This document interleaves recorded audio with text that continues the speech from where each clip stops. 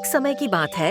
एक हरे भरे मैदान में एक छोटा सा खरगोश रहता था जिसका नाम बेन्नी था। बेन्नी सबसे बड़ा या सबसे तेज नहीं था, लेकिन वह बहुत बहादुर था।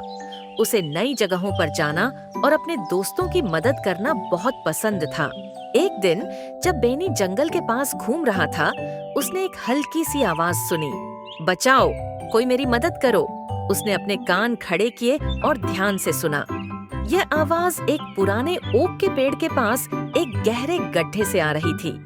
बेनी तुरंत वहां पहुंचा और देखा कि उसकी दोस्त टीना कछुआ गड्ढे में फंस गई थी। ओह नहीं टीना, तुम अंदर कैसे गिर गई? बेनी ने पूछा। मैं खाना ढूंढ रही थी और गलती से नीचे गिर गई, टीना ने उदास होकर कहा। मैं खुद से बाहर नहीं निकल सकती।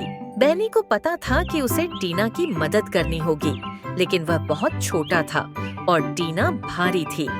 उसने थोड़ी देर सोचा और फिर एक बढ़िया योजना बनाई। बेनी तेजी से मैदान की ओर भागा और अपने जानवर दोस्तों को बुलाया। गिलहरियाओं, चिड़ियाओं और यहाँ तक कि हिरण भी यह देखने आ गए कि क्या हुआ है। हमें टीना की मदद करनी होगी, बेनी ने कहा। आओ हम सब मिलकर उसे बचाएं।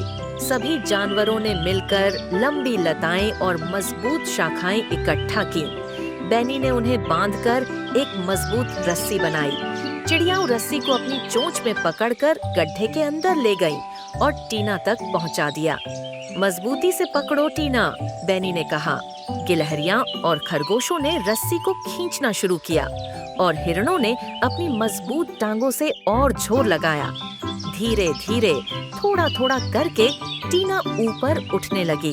आखिरकार एक आखिरी जोरदार खींच के साथ टीना गड्ढे से बाहर आ गई। वह मुस्कुराई और बोली, धन्यवाद बेनी, तुम छोटे हो लेकिन तुम्हारा दिल बहुत बड़ा है। सभी जानवर खुशी से झूम उठे और बेनी गर्व से मुस्कुराने लगा। उस दिन से मैदान के सभी जानवर जान गए कि सच्ची बहादुरी ताकत या आकार में नहीं होती, बल्कि दूसरों की मदद करने में होती है। और इस तरह बेनी छोटा लेकिन बहादुर खरगोश मैदान का हीरो बन गया।